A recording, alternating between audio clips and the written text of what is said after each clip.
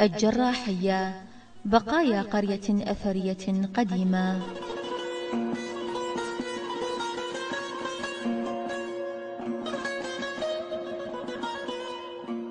وصف الكاتب العراقي زهير كاظم عبود في إحدى كتاباته الإيزيدية أشبه بتل أثري لم ينقب بعد، وتاريخ قرى الإيزيدية أشبه بهذا الوصف تماما، حيث الكثير من أسماء وتاريخ القرى الإيزيدية ما زالت مجهولة للباحثين والمهتمين وحتى أبناء القرية أنفسهم، والبحث والتنقيب عن أصول وأسماء ومعاني وتاريخ هذه القرى بحاجة لجهود علمية وتاريخية مكثفة من أجل بيان حقيقتها وأصولها وجذورها التاريخية القديمة. فقرية الجراحية واحدة من هذه القرى التي اختلفت الآراء في أصل تسميتها وحتى مكان وجودها الأول.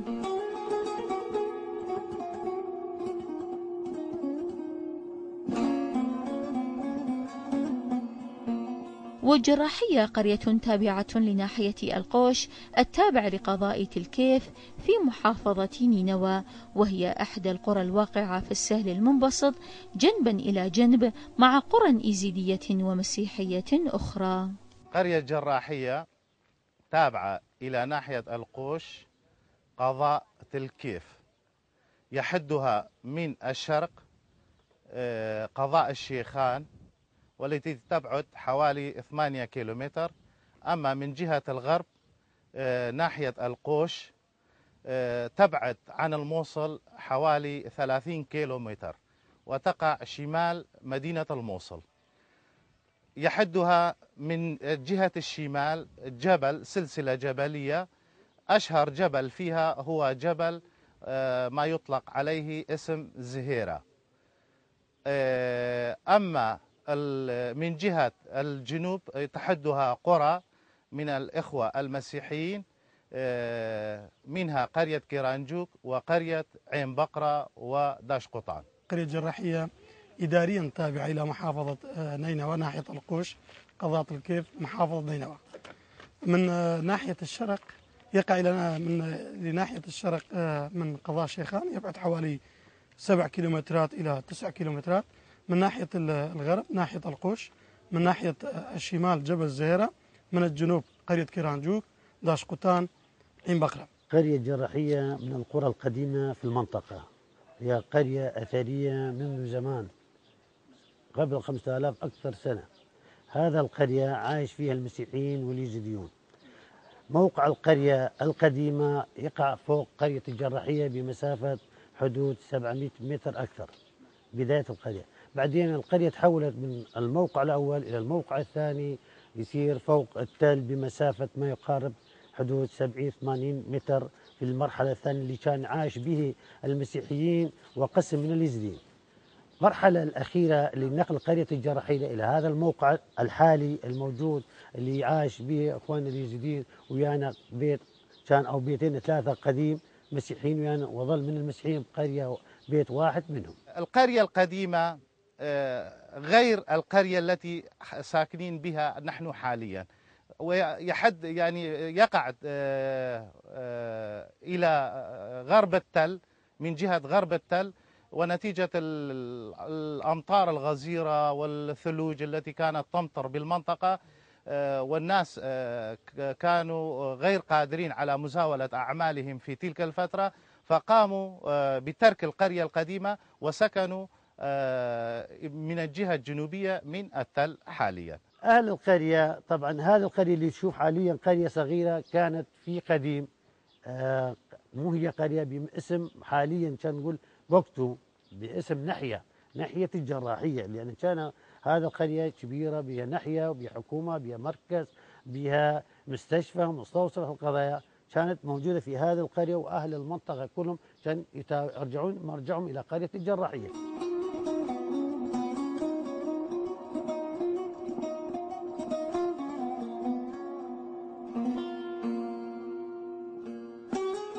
آراء عديدة سمعناها حول اسم القرية ومصدرها وماذا تعني، لكن كل هذه تبقى مجرد آراء خالية من أي استناد تاريخي أو علمي، لذا الاختلاف في الرأي مسألة طبيعية في هكذا حالة.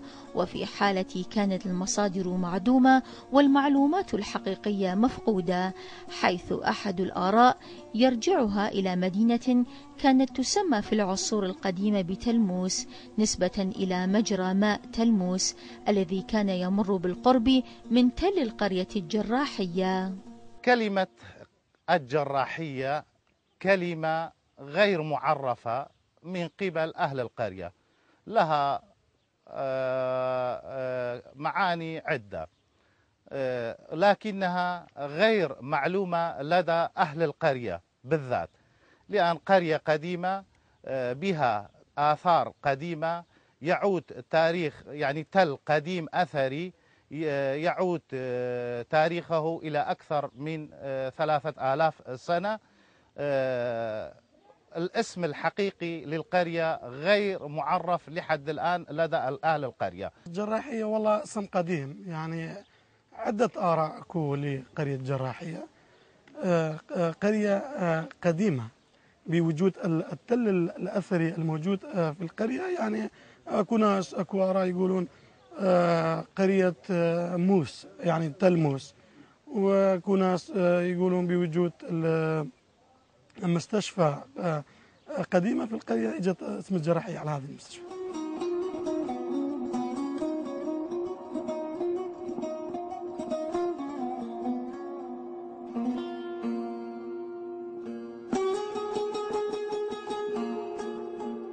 الزائر القادم لقرية الجراحية يجذب انتباهه التل المرتفع الذي ينتصب وسط القرية، وهو أحد المعالم التاريخية والأثرية الموجودة في المنطقة، ويقدر عمره بحوالي 3000 سنة تقريبا، ويعتقد بأن تحته توجد زقورة عظيمة، ويعتقد بأن قرية الجراحية الأصلية كانت تقع إلى الشمال من التل، لكن تغيير مكانها حسب متغيرات الظروف الجوية والتاريخية والسكانية.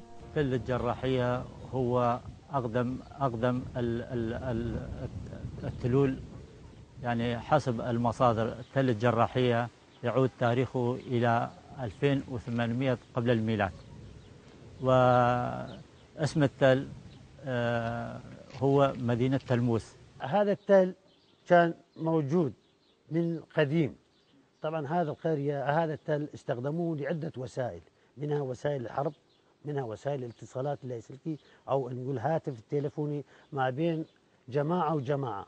القائد العسكري اللي كان موجود في هذا التل في قديم الزمان باسم نوشي روان باللغة الكردية كان، أما اسم عربي يختلف موجود بلغة أخرى باسم ثاني. هذا القائد العسكري الموجود في هذا التل كان سيطر في محافظة، حاليا كان دوق قرية من القرى الكردية اللي موجودة حاليا باسم محافظة دوق. كان اتصاله مباشر من الدهوك إلى منطقة أربيل ومنطقة السليمانية عن هذا الخط اللي موجود على هذا التل. هذا القائد العسكري مسيطر بحاله من العمادي حاليا إلى محافظة نينوى، وهو كان يقود والمساعد الأول لقائد العسكري لمحافظة نينوى. هذا التل موجود عدة مناطق أو نقول بابين رئيسيين. الباب الأول يقع القسم الجنوبي من القرية حاليا في هذه المنطقة، ما يقع على بيت اسم بيت كرتان حسو.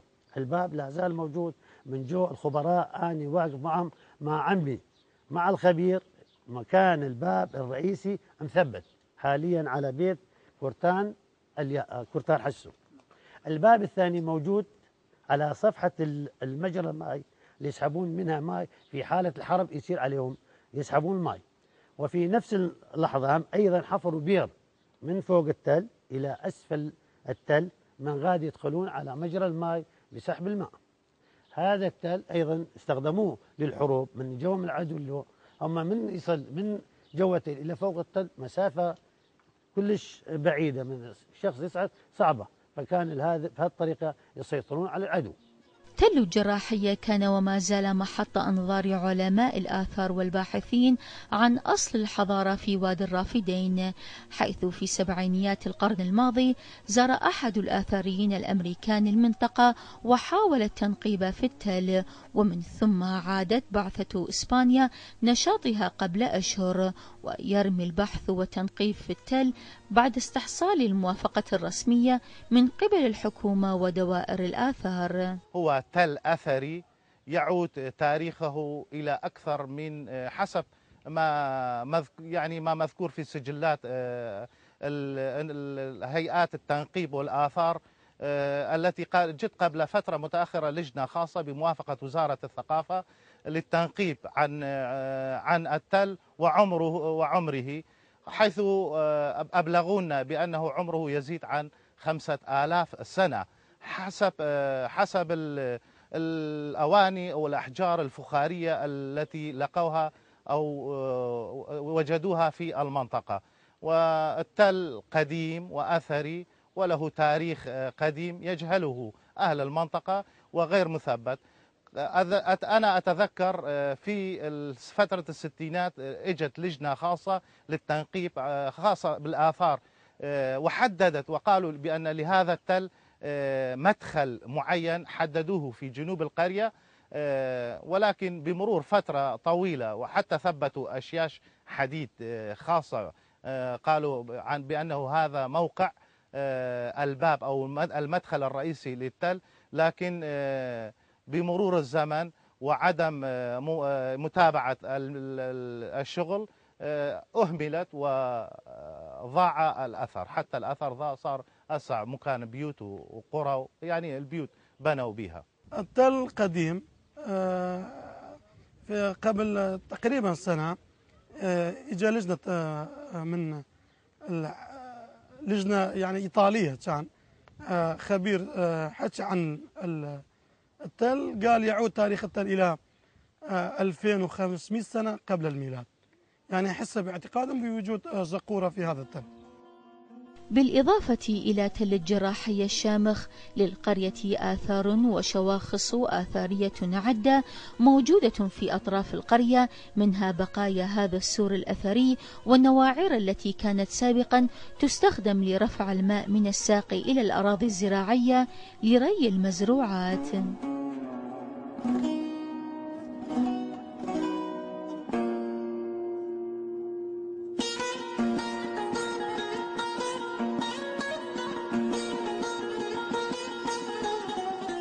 سابقا اتهم رجال الدين ووجهاء الإيزيدية بمنع التعليم عن أبناء جلدتهم، لكن نرى في شخصية المرحوم سيدو بيك مختار قرية الجراحية نموذجا آخر للرجل الواعي والمدرك، حيث أجبر هذا الرجل أبناء قريته أن يرسلوا أبنائهم للمدارس، وهددهم بالطرد من القرية في حال عدم إرسال أبنائهم للمدارس. وبهذه الجهود الخيرة ازدهر التعليم في المنطقة.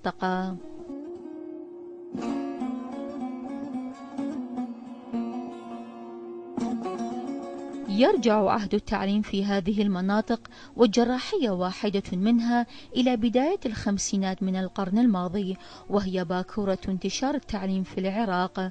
وبفضل هذه المدارس تلقى العديد من أبناء الجراحية التعليم وحصلوا على شهادات عليا في الاختصاصات كافة، وبفضل هذه الجهود استطاعوا الآن أن يؤسسوا لأنفسهم المراكز الثقافية وأن يسهموا في رفض الجرائد والمجلات والمطبوعات بنتاجاتهم العلمية والثقافية والأدبية.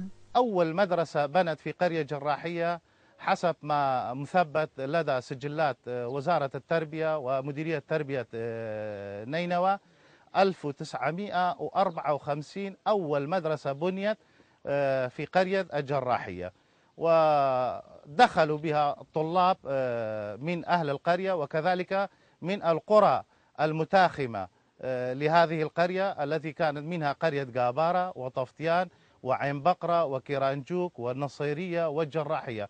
فهذول أبناء هذه القرى كلهم كانوا يأتون إلى قرية جراحية ويدرسون في مدرسة قرية جراحية. فتحت مدرسة في قرية جراحية سنة 1954، ثاني مدرسة في المنطقة. طلاب القرية كانوا عددهم قليلين جدا في هذاك السنة، فاشتركوا في هذه المدرسة قرية النصيرية، قرية كيرانجوك، قرية داشقوتان، قرية بيروزاوا، قرية عين بقرة، زايدا قرية قابارة، طفطيان. جو طلابهم إلى هذه المدرسة. بدأت من أول صف أول ابتدائي، وخلال السنين الأخرى بدأت بالصف الثاني والثالث لما وصلت الصف السادس. طبعا ظل الدراسة الابتدائية في هذه سنة عدة سنوات، تقريبا بحدود 30 سنة لا أو أكثر، إلا ما جاء بعد السقوط فتحت مدرسة متوسطة نقول للصف الأول والثاني وثالث متوسط، وبعدها انفتح الإعدادية نقول صف الرابع وخامس والسادس. خرجوا في هذه المدرسة عدة طلاب، حتى وصلوا قسم من طلاب هذه المدرسة بشهادة دكتوراه، من ضمنهم الدكتور خضر لا زال موجود وطيب ويدرس في محافظة الدهوك. وخرجوا أيضا مهندسين، وخرجوا مضمدين ومعلمين في هذه المدرسة.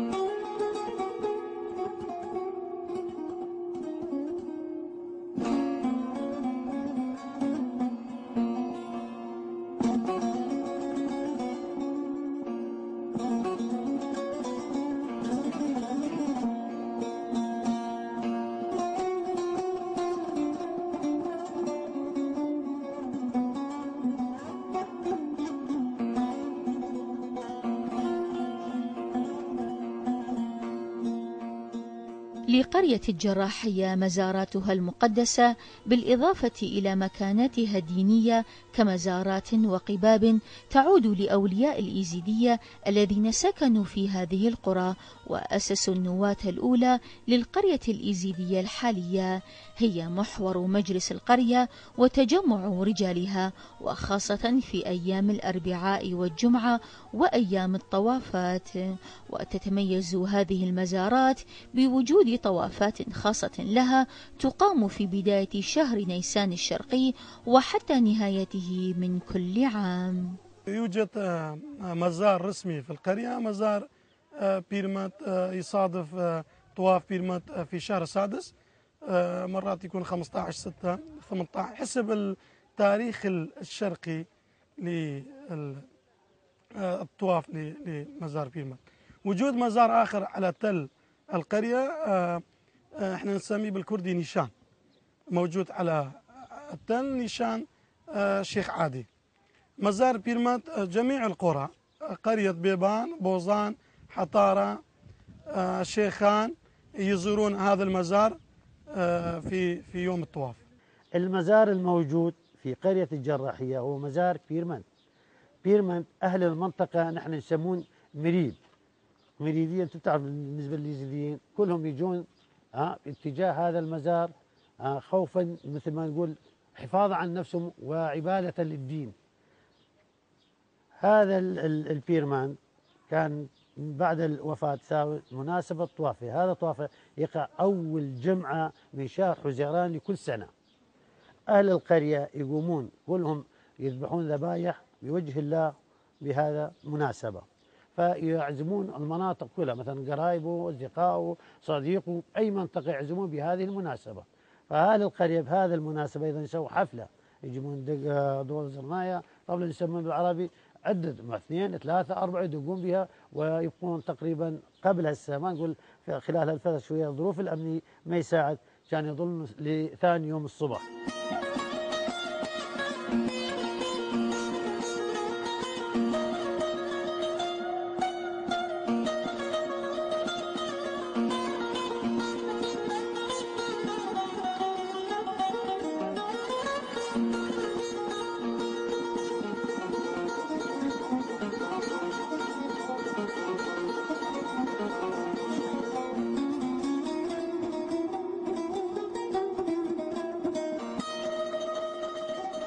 تتكون قرية الجراحية من عشائر إيزيدية عدة، لكن تميزها وقوة أبنائها تكمن في أن القرية تبدو كأن سكانها هم من عشيرة أو حتى بيت واحد وليس عشائر عدة. وسابقا كانت في القرية بيوت مسيحية عدة تتعايش مع أخوانهم الإيزيديين، ولكن بسبب الظروف هاجر قسم منهم وبقي بيت واحد ما زال يعيش بأمان وسلام مع أبناء القرية الآخرين. الجراحية هم اليزيدية، الأكثرية اليزيدية. الجراحية هناك طبقات، مثلا البصمير، هو البصميرية موجودين، الشيخ موجود، المريد موجودين، وضمنها اكو بيت مسيحي، مثلا بيت مسيحي ابا عن جد مثلا ساكن. جراحيه قبلها تقريبا فوق اكثريه كان يعني نصها كان مسيحيه ونص اليزيديه. بسبب الظروف مثلا هاجر الجماعه المسيحيه، هاجروا مثلا، هسه باقي بيت واحد بيمنا. يصير عندنا الزواج بهذه القريه، طبعا الزواج من اهل القريه كلهم ما يصيرون، تعرف عادات وتقاليد اليزيديين يختلف، بيهم شيخ، بيهم مريد، بيهم جماعه من البسميريه. جماعه المريديه يتزاوجون، جماعه الشيوخ يجوا من غير مكانات، فمن يصير الحفله كل اهل القريه صغارا وكبارا نساء واطفالا يشاركون بهذه المناسبه بالافراحهم، لكونه يعتبر عائله واحده او نقول بيت واحد كمجتمع واحد. فمناسبات العيد نلاحظ من الطفل الصغير عمره 7 سنوات والى الشايب يحضرون في هذا المزار ويعايدون واحد مع الثاني بهذه مناسبة العيد، لأنه يعتبرهم عائلة واحدة وبهم علاقات قوية، علاقات اجتماعية، علاقات ثقافية، علاقة صداقة، علاقة قرايبة، أقارب بيناتهم.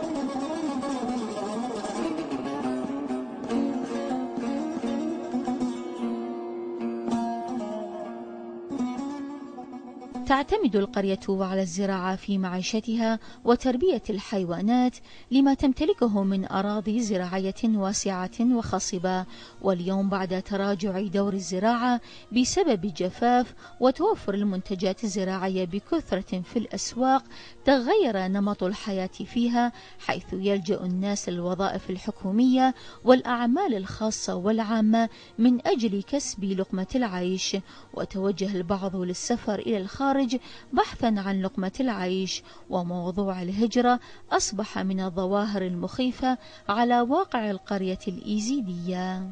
اعتماد الرئيسي على الزراعة، كان يزرعون حنطة، شعير، باقلة، حمص، عدس، هاي الأشياء. فالفلاح الموجود ما كان بوقته لا ساحبة ولا دراسة ولا كل شيء، كان يحصدون بالإيد بالمنجل ويدقون بالدقاقة، نقول جنجر بالعامية نقول. هذا أما معيشتهم الثاني على الأغنام، البقر وغنم وجاموس عندهم والمعز، هاي الشغلات كان يعيشون بها أهل القرية. الاعتماد هو الأكثر شيء الزراعة، عندنا وظائف. والجراحية هم كانوا مثلا صارت هاي الهجرة، احنا كنا تقريبا 1200 300 واحد، هسه تقريبا فوق ال 400 واحد. يعتمد أهل القرية الجراحية في معيشتهم على الزراعة أكثر شيء، وكذلك يعني يعتمدون على الوظائف، أكو مثلا متعينين معلمين، عمال. أعداد الخريجين قليلين جدا نتيجة الظروف الصعبة التي كانت يعاني منها أهالي المنطقة، منها الظروف المعيشية، حيث الطالب كان يدخل الدراسة الابتدائية ويتخرج منها ولا لم تكن هناك مدارس متوسطة أو إعدادية في القرية حتى يكملون دراستهم، فيضطرون إلى أن يذهبون إلى ثانوية القوش أو ثانوية الشيخان. ونتيجة الظروف المعاشية الصعبة التي كان يعاني منها أهل المنطقة لا يستطيعون إكمال دراستهم، فيضطرون إلى ترك الدراسة، يعني يخلص المرحلة الابتدائية ومن ثم بعد ذلك يترك الدراسة كما ذكرنا للظروف الصعبة المعاشية اللي كان يعاني، حيث كانوا يعتمدون على الزراعة وتربية المواشي، فالظروف تكون صعبة، لا يستطيعون أن يكملون دراستهم. نحن طبعا بدايتها قلنا استفاد هذه القرية من الحالة الزراعية اعتمادهم، بعدين اعتمدوا على الدراسة، ولكن فترة جاء قبل السقوط بسنين أيضا أثرت على التربية بشكل عام، لأن الدولة في وقتها ما كان يعتمد على الدراسة والتربية، لأن صار مثل ما نقول نسبة ضعيفة جدا من قبل الدولة من قبل السلطة. فالطلاب مالنا أكثرتهم عافوا الدراسة، وين اتجهوا إلى أشغال أخرى، على شغل التهريب، على شغل أخرى. فأكثرية الطلاب من الصف السادس أو الثالث والرابع عافوا الدراسة. السبب شنو؟ قالوا شنو راتب 3000 دينار، 3000 دينار كان باكيت يجي قارب 1000 دينار أو 1500 دينار. أقول شو نسوي بهذا الراتب؟ عاف الدراسة، ترك الدراسة، ضعف الدراسة. ولكن الآن بدأت مرة ثانية وثقفت الطلاب أكثريتهم يروحون، حتى تاركين المدرسة رجعوا مرة ثانية على الدراسة في سبيل أنه يحصلون على شهادة ليستفادون منها، لأن أكثرية المعيشة حاليا صارت وين؟ على الوظائف الحكومية، لأن الزراعة سنة يجي وسنة ما يجي، أو نقول تربية الحيوانات بعد ما يقدروا يعيشون، ماكو علف حيواني، ماكو، كل شيء صار صعبة. فالدراسة طلابنا أكثريتهم حاليا واقفين عندنا ليعتمدون أكثر، ليدرسون أكثر، يريدون يحصلون شهادات أعلى من هذا الشيء. الناس اللي تهاجروا بالتسعينات بالثمانينات هسه ظروفهم يعني حتى الأهلهم الباقين هنا يعني ظروفهم المعيشية زينة، بس اللي راحوا يعني متأخر راحوا بال 98 وبال 2005 وبال 2003 يعني في هيك سنوات راحوا، يعني هسه يمكن هم هناك ظروفهم معيشية صعبة. يعني أنا من الناس أخوتي 2 راحوا ويا عوائلهم، يعني مرات يخابرون، يعني ماكو معيشة مثل ما تقول اللي راح بالثمانينات بالتسعينات. وأثناء تجوالنا في قرية الجراحية التقينا بأحد أبناء القرية المبدعين، وهو جلال الجرحياني، وزودنا هذا الشاب المبدع بمقاطع فيديو عن زيارة السنجق رمز الطاووس للقرية، نعرضها على حضراتكم كجزء من تاريخ وتراث القرية.